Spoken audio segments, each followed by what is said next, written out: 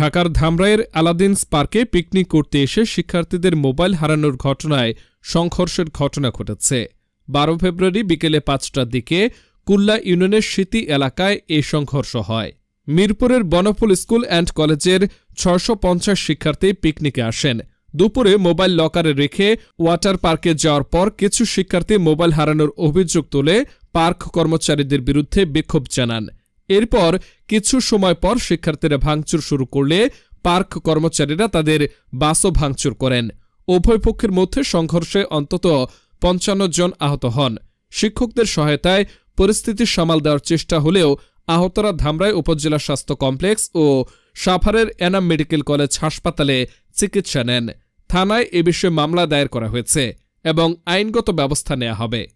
বনফুল আদিবাসী green heart কলেজের গণিতের শিক্ষক। আমরা আলাদিনস পার্কে পিকনিকে গিয়েছিলাম, সেখানে আমাদের লকারের জিনিসপত্রগুলো চুরি হয়ে যায়, বিশেষ করে ফোন।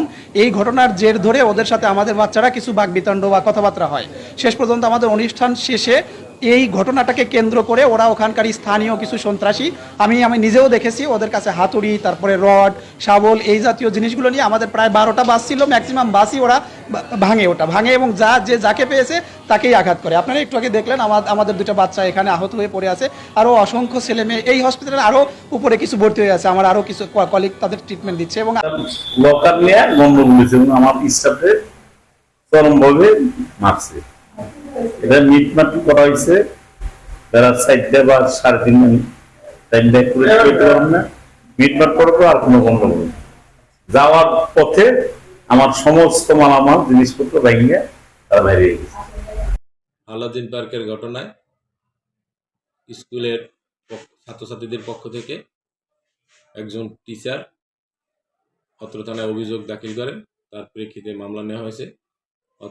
উক্ত মামলায় 4 জন আসামিকে গ্রেপ্তার করা হয়েছে এবং বাকি আসামিদের গ্রেপ্তারের জন্য অভিযান চলমান।